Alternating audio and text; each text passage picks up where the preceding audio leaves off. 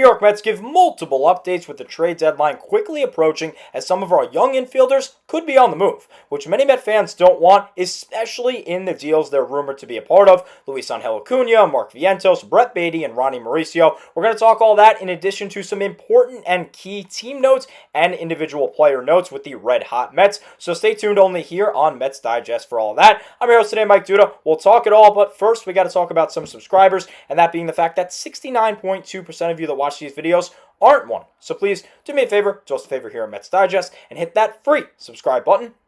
That way we can bring content to you about the amazing. So without further ado, let's go ahead and dive right in. And today's video is going to consist of three parts, three segments, starting off with the trade rumors of guys that are on our roster. And spoiler alert, it's going to be the four young guys that we highlighted in that intro video. Second segment today is some important team notes of late, which can get overshadowed at this time. We're in the trade deadline time, so the actual Mets themselves and the way they're playing baseball could very well get overshadowed by just trade rumors and any deal that the Mets do make. And of course, the last thing we're going to go over is some player notes, including a couple of key milestones for some of our superstars. So let's go ahead and start it up. And we're going to start it with an update from the president of baseball operations, David Stearns. It's a quick update from Saturday on what is likely to come. As Stearns said, the Mets are looking for upgrades in several areas, but the market is still murky. He likes how manager Carlos Mendoza has handled center field with Tyrone Taylor and Jeff McNeil, and he doesn't think another bat is necessary, but if an opportunity presents itself, he might take it. And unfortunately, if an opportunity presents itself with Mark Vientos, it looks like that is in fact going to happen, as we're going to turn it now to Bob Nightingale of USA Today, who talks about the young guys on our roster, and in particular Vientos. He says, quote, "The White Sox love Mark Vientos. Maybe a deal gets done there." We're going to further the Vientos to Chicago talk now with Tim Boyle of the Rising Apple, courtesy of Nightingale, who says, quote, "According to some of the latest New York Met rumors, courtesy of USA Today's Bob Nightingale, the Chicago White Sox have the desire to add Mark Vientos in any potential deal for Luis Robert." Nightingale didn't expand beyond this. However, his wording seems to suggest the White Sox would want Vientos and more if Robert is coming to the Mets. Now, if you've watched any of my videos, it seems like I talk about Robert every single video. I do not want him whatsoever. Absolutely not, under any circumstances. No, no, no, especially if this is true. The White Sox want Mark Vientos and more for Luis Robert. Vientos is better than Robert, so a one-for-one deal is not even fair in favor of the White Sox. The White Sox are making out on the deal if it's just Vientos for Robert. So how do they want more in addition to Vientos for Robert? I hope this is the case. I hope the White Sox are this delusional and then no deal happens. I don't want the Mets making a deal with the White Sox. The only guy they're interested in is Robert, and I don't want Robert, and nobody else on that roster is good enough for my liking for the New York Mets, who want to go win the World Series in 2025. Get away from Chicago. Do not make a deal with them. It's ridiculous. The only way a deal would even make sense is Luis Robert and something else for Mark Vientos and Mark Vientos alone. But it looks like the White Sox are very high on their horse about Robert, who I believe is completely overrated and his prime is past him. No, no, no. As we talk about Mark Vientos here, Andy Martino unfortunately has some news about Vientos, and that being the Mets, they're willing to trade him. As Martino from SNY says, quote, "The Mets are discussing Mark Vientos in trade talks and are believed to be open to moving him this week." So very unfortunate news on the Vientos front. He might be on his way out over the next 3 days, as could be some of our young infielders, which I find very interesting based on this specific report. The Houston Astros have called the Mets about their young infielders, per Buster Olney on that ESPN broadcast last night, Sunday Night Baseball. Very interesting, because the Astros and the Mets are both buyers. They are both buyers at the deadline, competing in playoff spots at the current moment. In fact, they're both leading their respective divisions. So why? I don't understand that. I never understood buyers trading with buyers because there's no prospects involved, and it's not one team clearly wants to go in one direction and one team wants to go in the other. They're going in the same direction. It makes no sense. So I get it how some of our young infielders could be appealing to other teams, but not the Astros. Definitely not the Astros, because they're in a win now mode. So are the Mets. So a deal would be Vientos, Acuna, Beatty, Mauricio, any of these guys, maybe a combination of them, for what? Another MLB talent, a young MLB talent. It makes no sense. It's very counterintuitive.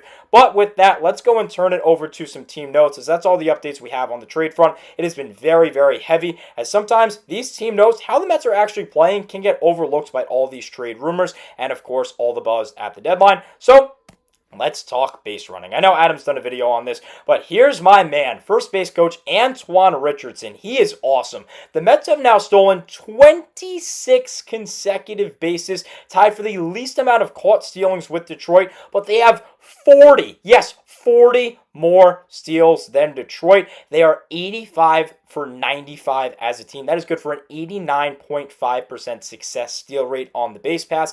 It is the best stolen base percentage by about 6% to the next closest team. So Antoine Richardson, you are doing an awesome job. He prepares incredibly.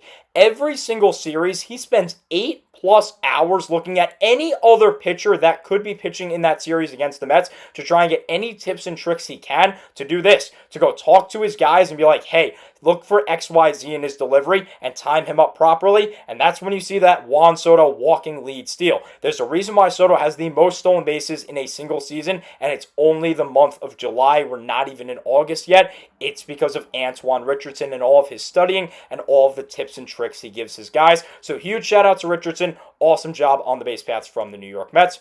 That and the defense have really been the big parts of this Met team, some underrated parts of this Met team, I might say. As now we'll look at some more team trends. The Mets are only half a game out of the best record in the National League, as they are now on their third streak of 5 or more consecutive wins. They are currently on a 7-game win streak, which matches their season high, which was back in April from the 17th to the 23rd. They also have 2 6-game win streaks and now have eclipsed the 60-win mark as of a couple of nights ago. Now 62 wins heading into a series on the road against the San Diego Padres. So awesome job overall from the Mets. They are red hot, looking to continue, of course, against the Padres. Now, let's go on to some important player notes, starting off with Rico Garcia. He is awesome. 7 2/3 innings with the New York Mets this year. No earned runs and just an 0.26 whip. I don't know why. The Mets DFA'd him at some point. The Yankees claimed off waivers. He pitched for the Yankees. He wasn't good whatsoever, and he came back to the right side of New York and has been pitching amazing. He has done a great job. It's a 0 ERA. There's really nothing else to say about it. Great for Rico Garcia. Here's my man, David Peterson. He has been awesome as well. 13 out of 20 of his starts, he has gone at least 6 innings. He has been the length of this New York Met pitching staff that they have so desperately wanted. Great for Peterson. So happy he got an all-star nod this year. Very, very well deserving. 2 more fronts on our superstars, starting off with Francisco Lindor, as you see on your screen, with his 20th home run a couple of nights ago in the 8-1 victory against the Giants.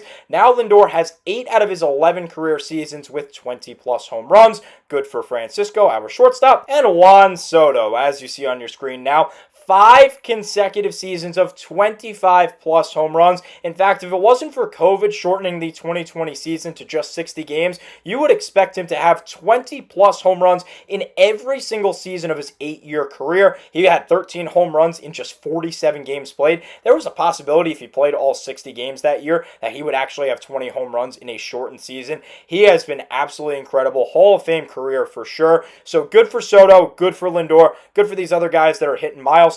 And we're going to wrap up today's video with an injury update, turning it to Philip Martinez, who has an update on Tyur McIll, who went down with a right elbow sprain. Martinez says, quote, McGill continues to progress from his right elbow sprain and is continuing to take the necessary steps to eventually return to the mound. Mendoza said McGill threw a bullpen on Thursday and is set to make another on Sunday and is, quote, moving in the right direction.